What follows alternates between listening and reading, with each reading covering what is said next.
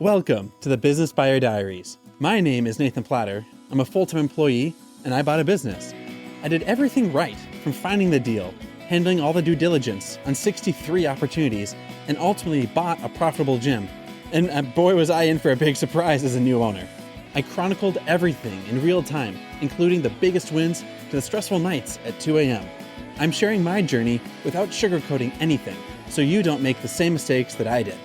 Here's today's episode. Good morning. Well, went into the studio for a little bit, then caught up with the men's group, and now heading back home.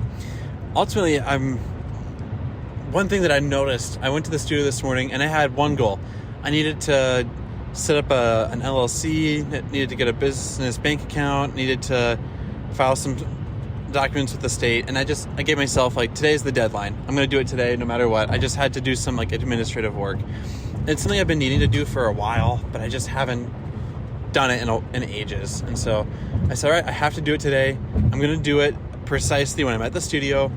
That gives me 45 minutes. I'm going to get it done, and then I'm going to head out for the day. But I need that done so I can do other things throughout the day. And I was like, I don't want to do it. I don't want to go to the studio.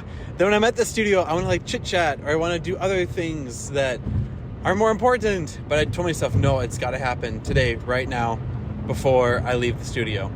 So then I get it done, I file the stuff, and it takes me just what I expected, about 30 to 45 minutes, and did all the administrative stuff that I knew I had to do, but I've just been not doing. And before I knew it, it was done, and it's all over. I'm now on with my day, and there's some state processing, there's business processing or bank processing, and so now other people can do the work they needed. But that was really insightful to see, and I forgot today's lesson, today's takeaway. Here it is. The stress and the anxiety of what you have to do is only in the lead up. It's not in the execution. So thinking about what I have to do, dwelling on it, what's it going to happen? What's the future going to be? Do I really need to do this? Oh, I don't feel like doing this. Oh, this is going to be rough. Oh, I don't like this. That is where all this stress and anxiousness originates. Once you're doing it, you're following through, you're cranking it out. It's still a little bit annoying because I don't like administrative paperwork stuff, but in my head, it's this is going to be an 8 out of 10 frustration. And in the moment, it's a 2 out of 10. It's not that big of a deal, filling out forms and applying for things. And so all that to say, every day I write down a list of my things that have to get done that day, tomorrow, the next day, and the things that I keep kicking down the road to do later are usually things that I can just crank out in a decent amount of time. But it's the delay, the anticipation that not only makes it the waiting process worse, but I now have to do it for multiple days. So now I have 5 days or weeks worth of stress over something that could just be started and done within 30 minutes. And there's no value gained.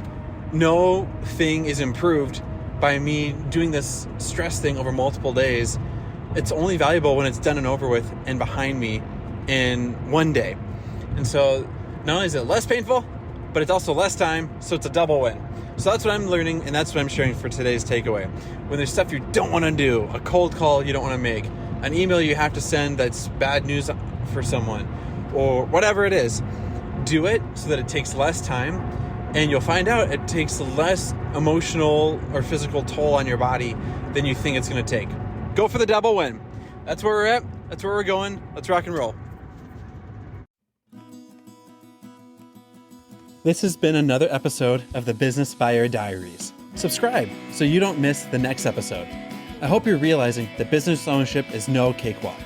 Check the podcast notes for a link to the DIY due diligence program, the complete list of show sponsors, and for media inquiries. Music written and composed by Wes Schrock. I'm your host, Nathan Platter. Join me again on the next one.